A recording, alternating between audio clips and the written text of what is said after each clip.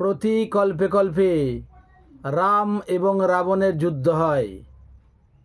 এখানে রাম কথার একটি সুন্দর তাৎপর্য আছে। বলা হচ্ছে রাবণস্য মরণম। রাবণস্য থেকে রা নেওয়া হয়েছে এবং মরণম থেকে ম নেওয়া হয়েছে, যুক্ত হয়েছে রাম, অর্থাৎ রাবণকে যিনি বধ করেন তিনিই রাম। প্রতি কল্পে কল্পে রামচন্দ্র রাবণকে বধ করেন। শারদীয়া দুর্গাপূজা 7টি কল্প। সেই 7টি কল্পের মধ্যে প্রথম কল্প ভাদ্র মাসের কৃষ্ণা নবমী তিথি, এবং এই দিন আদ্রা নক্ষত্রযুক্ত সময়ে দেবীর বোধন হয়। শ্রাবণ মাস থেকে পৌষ মাস পর্যন্ত চলে দক্ষিণায়ন, এবং মাঘ মাস থেকে আষাঢ় মাস পর্যন্ত চলে উত্তরায়ণ। উত্তরায়ণে দেবতারা জাগ্রত থাকেন এবং দক্ষিণায়নে দেবতারা নিদ্রিত থাকেন। এই জন্যই দেবীকে জাগ্রতকরণের প্রয়োজন হয়। পিতামহ ব্রহ্মা বলছেন, আমি উত্তরায়ণে দেবীকে স্তুতি করে দেবীকে আমি প্রসন্ন করেছিলাম, কিন্তু তুমি যখন আমার কাছে এসেছো তখন চলছে দক্ষিণায়ন, অর্থাৎ দেবী এখন নিদ্রিত, তার নিদ্রা ভঙ্গ করার প্রয়োজন আছে। সেই জন্য এখন তোমাকে করতে হবে অকাল বোধন।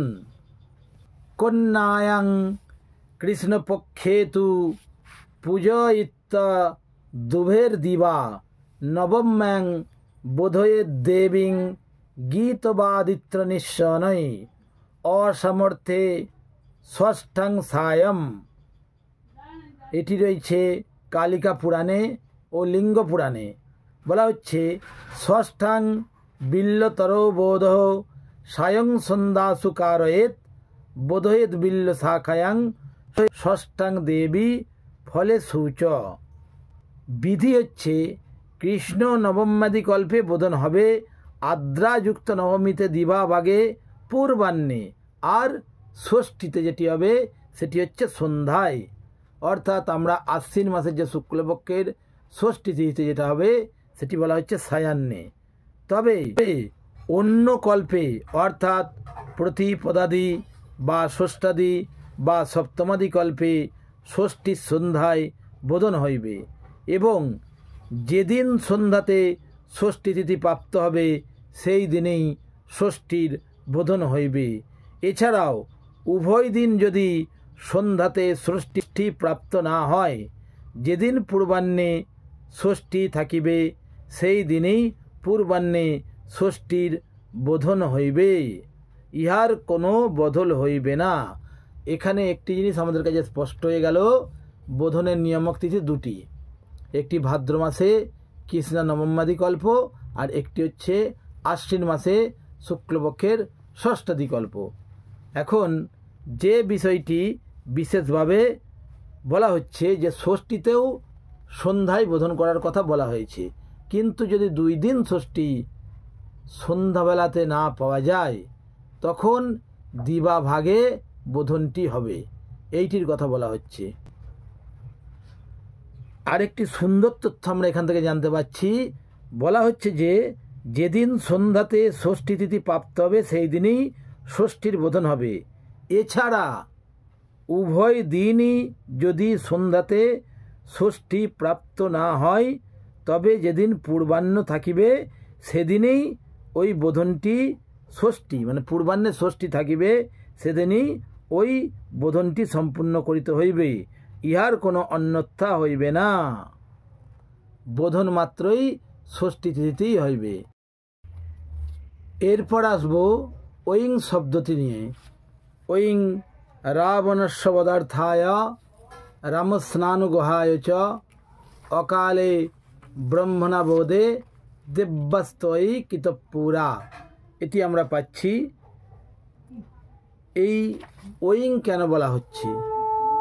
আসলে ওয়িং শব্দটি হচ্ছে গুরু বীজ এবং এটি জ্ঞান বীজ।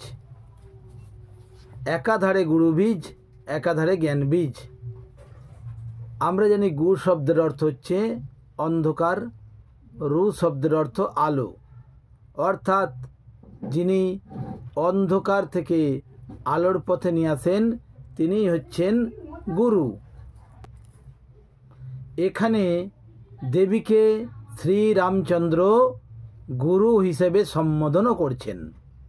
আবার আমরা যখন বলছি তখন সেটি আমাদের মুখ নিঃসৃত বাণী হিসেবেও সম্বোধন হচ্ছে। অর্থাৎ রাবণ একজন রাক্ষস, রক্ষার জন্য সে সব কিছু করতে পারে, সেই জন্য সে সব অনিষ্ট করতে পারে, মানবগণের অনিষ্ট করতে পারে বলেই সেই অনিষ্ট থেকে নিষ্কৃতির জন্যই এইরূপ বিধানটি। এরপর বলা হচ্ছে রাবণস্য বধার্থায়। কেন রাবণস্য বধার্থায় বলা হচ্ছে?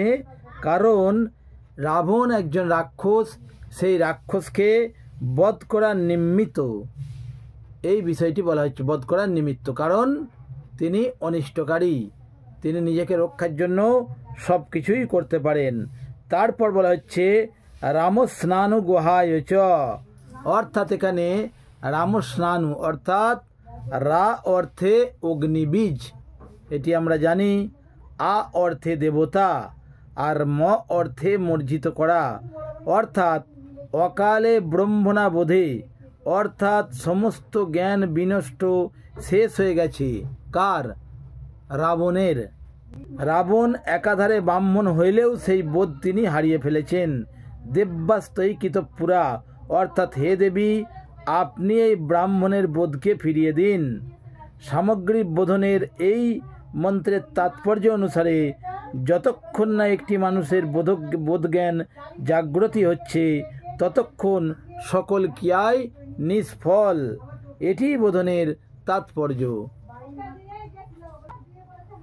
অর্থাৎ মানবগণের মধ্যে এই বোধটা আনতে হবে, মানবগণের মধ্যেও এই চেতনাটি আনতে হবে, এটি তাৎপর্য। আজ এই পর্যন্তই। ভিডিওটি ভালো লাগলে অবশ্যই নবাগত যারা আছেন তারা সাবস্ক্রাইব করবেন, যারা সাবস্ক্রাইব করেছেন তাদেরকে অসংখ্য ধন্যবাদ। শেয়ার করবেন, কমেন্টের মাধ্যমে আপনাদের অমূল্য মতামত অবশ্যই জানাবেন এবং লাইক করবেন। সকলে খুব খুব ভালো থাকবেন। নমস্কার।